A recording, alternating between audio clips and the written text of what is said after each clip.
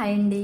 ప్రాణశక్తి విలువలు అత్యధికంగా ఉన్నటువంటి బూడిద గుమ్మడికాయలతో ఈరోజు వడియాలు ప్రిపేర్ చేస్తున్నామండి. దానికోసం గుమ్మడికాయని చిన్న చిన్న ముక్కల కింద కోసి మూట కట్టేసి దాని మీద పెద్ద బరువుని పెట్టారు. వాటర్ మొత్తం పోయిన తర్వాత మార్నింగ్ ఈ రకంగా పండు మిరపకాయల్ని జీలకర్రని చక్కగా ఇలా ముద్దగా తయారు చేసుకుని గట్టిగా ఆడినటువంటి మినప్పిండిని ఈ బూడిద గుమ్మడికాయ ముక్కలకి మరియు పండు మిరపకాయల పేస్ట్ని వేసి బాగా మిక్స్ చేసి వడియాలు అయితే పెట్టేశారండి. ఈ వడియాలు మన ఆరోగ్యానికి చాలా మంచిది. పప్పులోకి బెస్ట్ కాంబినేషన్. మన గృహిణులు దేన్ని వేస్ట్గా పోనివ్వరు కదా. అలాగే మినప తుక్కు ఉంటుంది కదండి, మినప పొట్టు తొక్క, దాన్ని కూడా చక్కగా బూడిద గుమ్మడికాయ ముక్కలు వేసేసి మంచిగా పండు మిరపకాయల పేస్ట్ వేసేసి వీటిని కూడా అందంగా వడియాలు అయితే పెట్టేసుకున్నాము. ఈ రోజు ఎండ కూడా చాలా ఎక్కువగా ఉంది.